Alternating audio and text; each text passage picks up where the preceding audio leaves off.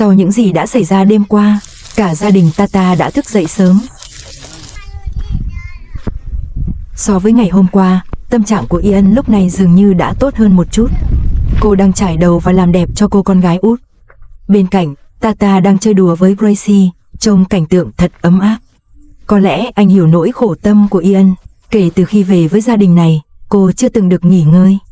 Hơn nữa, hôm qua cô lại phải chịu ấm ức như vậy. Tata trong lòng cũng không vui. Lúc này trong phòng, người lớn tuổi vẫn đang nghỉ ngơi, cô con gái lớn đang chơi đùa với hai em trai. Không biết những gì cô bé làm hôm qua rốt cuộc là vì điều gì. Có lẽ chỉ là trong lòng không vui, mong muốn nhận được sự quan tâm của Tata, hoặc là trong lòng không thích Ian, nên mới dùng cách của mình để muốn Ian rời khỏi gia đình này. Có thể thấy, trong 4 đứa trẻ, Ian thích cô con gái út nhất. Đôi mắt to tròn trông thật đáng thương, và trong những ngày chung sống, cô con gái út cũng rất thích ở bên Ian, càng thích những món ăn do cô làm. Có lẽ chính sự ngoan ngoãn và đáng yêu của cô con gái út đã khiến Ian yêu thích ngôi nhà này.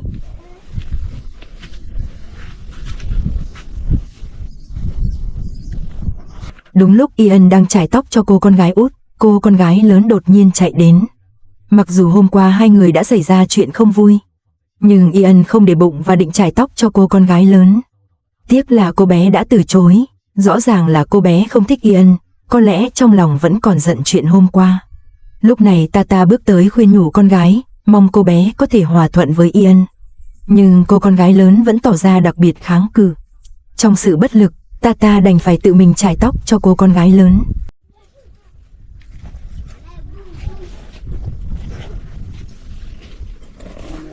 Trong suốt quá trình, Tata cũng rất kiên nhẫn, mặc dù có chút vụng về, nhưng kể từ khi vợ anh là Emily qua đời, anh phải gánh vác tất cả công việc gia đình.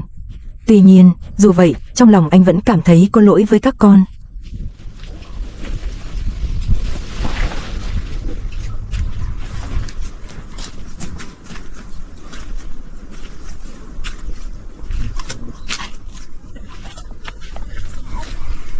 Lúc này, ở một bên khác, hai đứa trẻ vẫn đang chơi trong phòng. Mặc dù những món đồ chơi này đã chơi vô số lần, nhưng chúng vẫn chơi rất vui vẻ. Ngôi nhà đơn sơ này là nơi cả gia đình họ ngủ.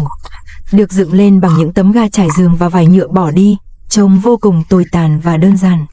Tuy nhiên, lũ trẻ chưa bao giờ than phiền. Đối với chúng, chỉ cần được ở bên cha mẹ là niềm hạnh phúc và niềm vui lớn nhất.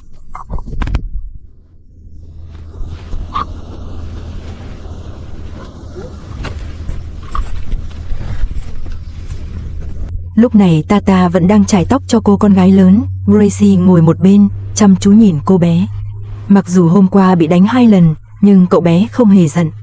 Có lẽ lúc này trong lòng cậu vẫn muốn chơi với chị, nhưng lại không biết mở lời thế nào, trông có vẻ bất lực.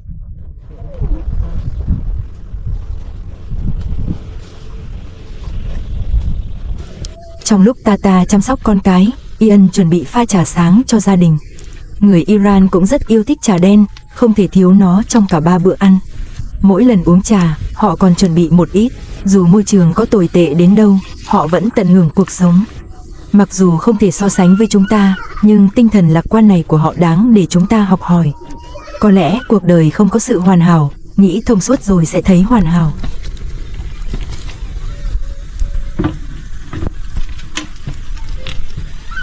Sau khi làm xong trà sáng cho gia đình, Ian lại bận rộn. Dù đang mang thai, cô cũng không nghỉ ngơi. Hôm nay cô chuẩn bị làm một ít mì cho các con. Cho thịt cắt hạt lựu vào nồi, sau đó cho sốt cà chua vào. Mặc dù cách làm hơi khác so với chúng ta, nhưng trông vẫn rất ngon.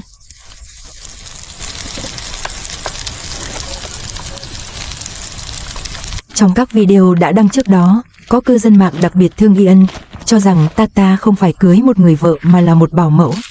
Kể từ khi về nhà này, Ian chưa từng được nghỉ ngơi một ngày nào. Nhưng đối với Ian, cô cũng khao khát có một gia đình, có sự chăm sóc và quan tâm của người đàn ông. Hơn nữa, cô còn mang theo con cái. Có lẽ cô cũng giống Tata, không muốn tuổi thơ của con bị thiếu sót.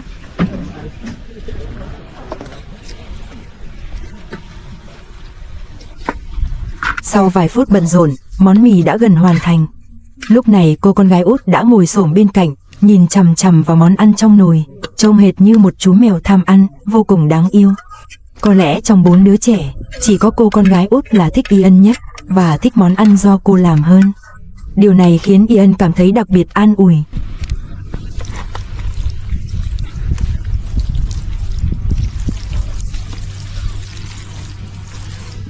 Sau khi trộn đều, cô còn phải đổ thêm dầu ăn vào, rồi tiếp tục đun nóng trên lửa. Cách chế biến có khác so với chúng ta. Thật ra, đối với người du mục, họ sống quanh năm trong núi, mọi thứ từ sinh hoạt đến ăn uống đều vô cùng đơn giản. Hơn nữa, người Iran trong ăn uống chủ yếu là các món ăn halal.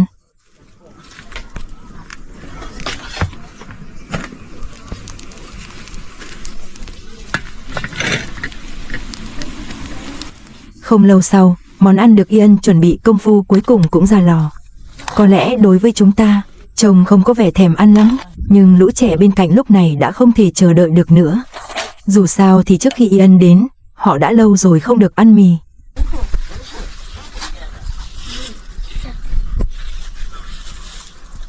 Trong suốt quá trình, Ian vẫn không ngừng bận rộn, vẫn chưa ngồi xuống ăn. Ngược lại, cô còn chuẩn bị sữa cho gia đình. Đối với cô, chỉ cần nghe thấy tiếng cười vui vẻ của lũ trẻ là trong lòng đã mãn nguyện rồi. Mặc dù Ian không giỏi thể hiện, nhưng qua thái độ của cô đối với các con có thể thấy Ian rất yêu thương chúng, và càng mong muốn được hòa nhập vào đại gia đình này.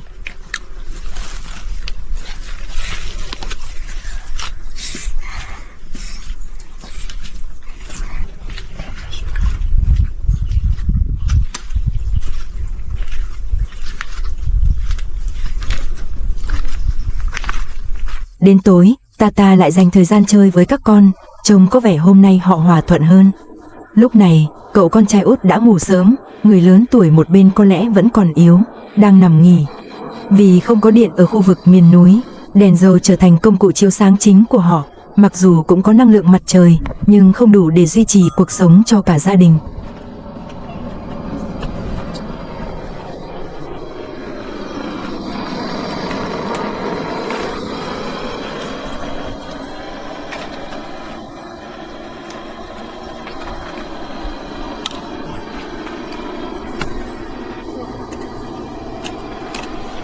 Lúc này Ian vẫn đang bận rộn, công việc nhà dường như không bao giờ kết thúc, nhưng cô chưa bao giờ than phiền một lời nào. Thực ra, phụ nữ Iran, mỗi người họ đều đặc biệt chịu khó, đặc biệt là sau khi kết hôn, cuộc sống của họ chỉ xoay quanh chuyện cơm áo gạo tiền và chăm sóc con cái. Thơ ca và trốn xa xăm trở thành một điều xa xỉ. Nhìn những ngọn núi tối đen xung quanh, dưới ánh đèn mờ ảo, bóng lưng Ian trông thật cô đơn.